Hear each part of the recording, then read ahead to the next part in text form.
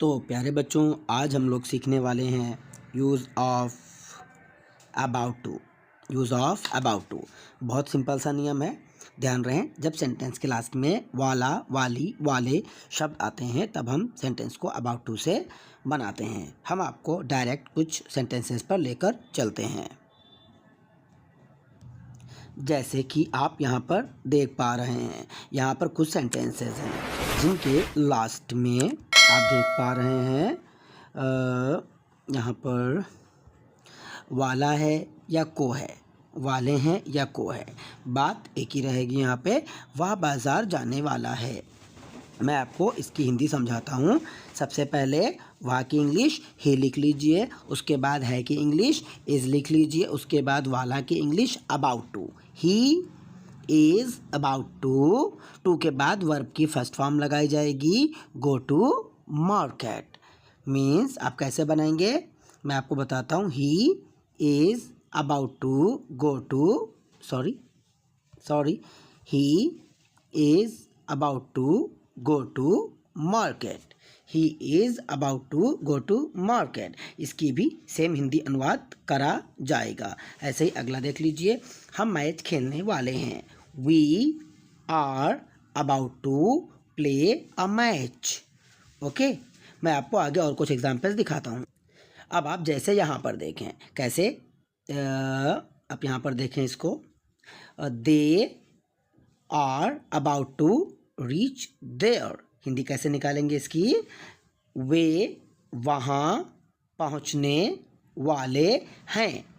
Means number 1, number 2, number 3, number 4, number 5।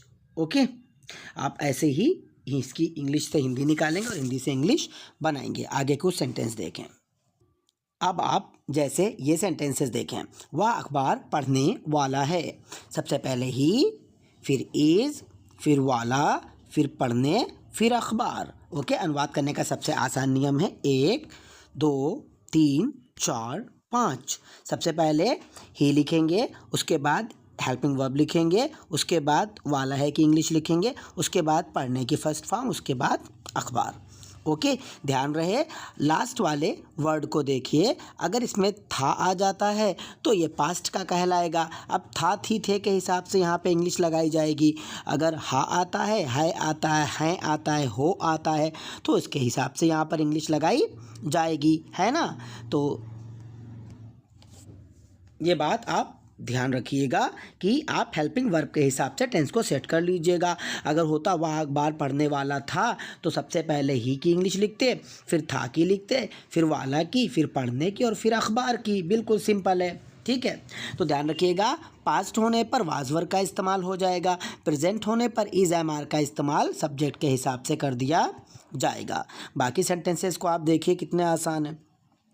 हम आगरा निकलने वाले हैं। सबसे पहले हम की इंग्लिश, फिर है की इंग्लिश, फिर वाले की इंग्लिश, फिर निकलने की इंग्लिश, फिर आगरा की इंग्लिश। 1, 2, 3, 4, 5। बिल्कुल इजी अनुवाद करने का तरीका है।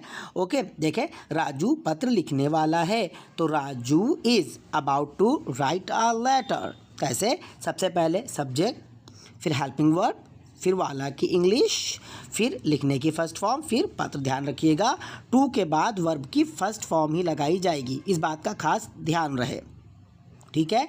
अब मैं आपको कुछ निगेटिव सेंटेंसेस समझा देता हूँ। निगेटिव सेंटेंस समझने से पहले आप फ्यूचर वाले भी समझ लीजिए। फ्यूचर वाले में जैसे प्रेजेंट में इज़ एम आर लगाया जाता है, पास्ट में वाज वर्ब लगाया जाता है, ऐसे ही फ्यूचर में आई वी के साथ शैल बी और बाकी सभी के साथ विल भी लगाया जाता है।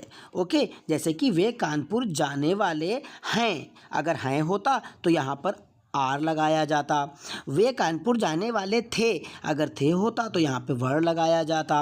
वे कानपुर जाने वाले होंगे, इसलिए यहाँ पर विल भी लगाया गया है। बाकी सब कुछ सेम रहेगा, फ़र्क सिर्फ हेल्पिंग वर्ब का ही रहता है। आप देख लीजिए लास्ट में हा वाला है कि था वाला है या गा वाला है, उसी के हिसाब से आप is, am, are, was, were, will be और शैल बी का इस्तेमाल करिए। ओके, तो ये आप शायद समझ पाए होंगे। अब हम सीधे चलते हैं निगेटिव सेंटेंसेस की तरफ। ध्यान दें, निगेटिव सेंटेंसेस में सिर्फ आपको हेल्पिंग वर्ब के बाद नॉट बढ़ा देना होता है, इस बात का ध्यान रखिएगा। निगेटिव सेंटेंसेस में सिर्फ आपको हेल्पिंग वर्ब के बाद नॉट बढ़ा देना होता है, बिल्कुल सिंपल है। ओके, बाकी सब कुछ अफर्मेटिव की तरह ही रहता है, टेंस कोई भी हो। ध्यान दें, इंट्रोगेटिव सेंटेंसेस में आपको सिर्फ हेल्पिंग वर्ब को सबसे पहले लिखना होता है, जिसमें सवाल पूछा जाता है, उनको हम इंट्रोगेटिव सेंटेंस कहते हैं।